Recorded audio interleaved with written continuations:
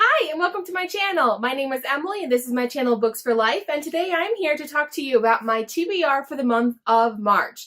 Now, I do plan on participating in a readathon this month, and I plan on participating in the March Mystery Madness readathon, and that is hosted by a ton of people, but I found it through Lizzie Faye Loves Books, so I will leave her channel linked below. I will not leave all the creators or all of the hosts because there are so many hosts, but you can go to her channel and check out her announcement video for more information on who else is hosting it. There are a lot of mini readathons within this one, there are some read-alongs and things like that. I am just going to be reading my own books that kind of fit this because I thought this would be a great way to push me to read some of the Book of the Month books that I have that are mystery. So if you're familiar with my channel, then you know that one of my goals is to read a book that I got from a book box company that I have not yet had a chance to read, at least one each month. And as I just said, I have a ton of mystery books that I've gotten from Book of the Month. So there are 5 prompts for the March Mystery Madness,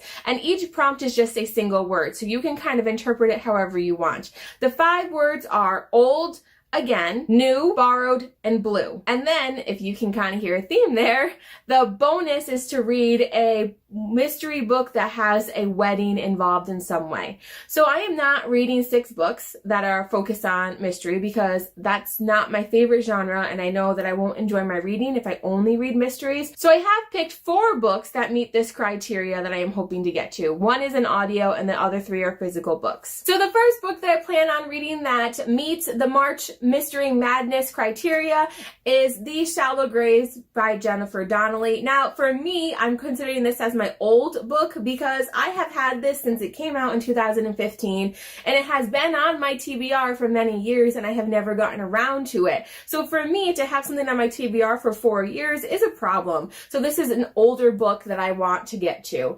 And I don't know a ton about this. I do know that the main character's name is Jo Montford, and she is about to graduate from school, and the expectation that is placed on her is that she will graduate and marry a wealthy man and live happily ever after. But that is not what Jo wants. Then later on, I guess her father dies, and so she begins investigating her father's death and what may have caused it.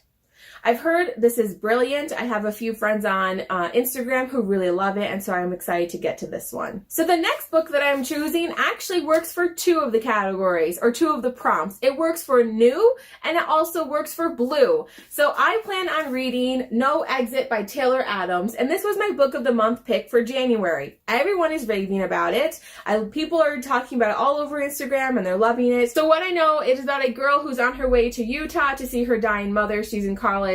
Her name is Darby, and she's caught in a fierce blizzard on her way to Utah in Colorado, and so she pulls over at a rest stop, and turns out they get snowed in, and turns out somebody is a killer, and people start dying, and they're all stuck in this rest stop together.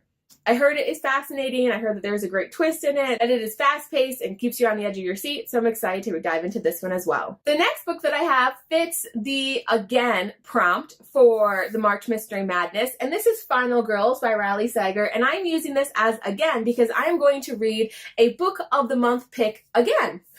So my first one is No Exit, and now I have Final Girls. Again, I've heard great things about it. From my understanding, this is about 4 people who have basically survived some sort of mass killing. Like the one girl, her friends in a cabin get slaughtered, and then there are others. And then, so the people who are left are called Final Girls. And then people from that group of Final Girls end up getting picked off one by one.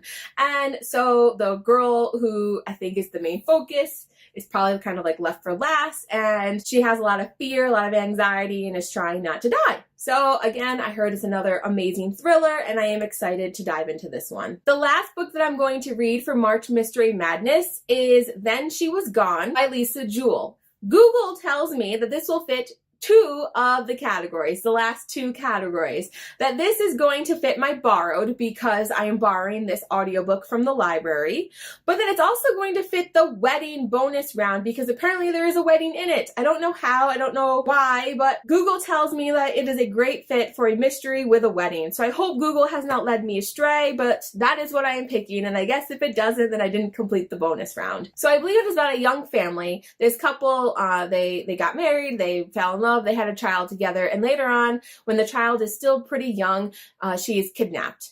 And they never find her. It ends up separating the couple apart, and then she moves on, and about 11 years later, I think, she meets a man and she falls head over heels with him, and then she meets his children, and one of the girls looks very, very similar to what her daughter looked like. So I'm not sure how the wedding ties in. I'm not sure if she's planning a wedding with this man that she has just met, or if there's another wedding somehow, but that is the last book that I plan on reading for the March Mystery Madness. Now, as far as other books go that I plan on reading, I do plan on finishing the Merwood series by Jeff Wheeler. I am still reading the second one because I'm filming this and it's still February, and I'm hoping to get that one completely done by the time March is here. And so then I do plan on jumping into the Scourge of Merwood. This is the last one in this trilogy, and then there is a companion series to this. I do have the first book in the companion series, which I may start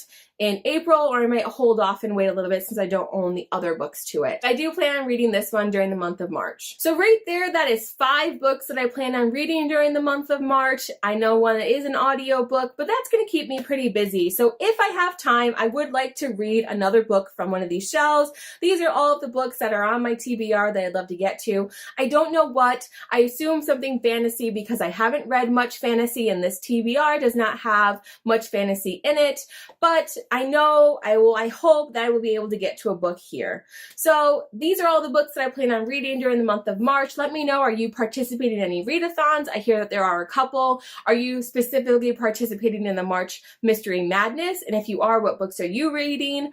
Or what books are you planning to read? Let me know in the comments below. I'd love to hear from you. If you like this video, please give it a thumbs up and hit subscribe if you haven't already subscribed to my channel. And I'll be back with more bookish videos soon. Keep reading!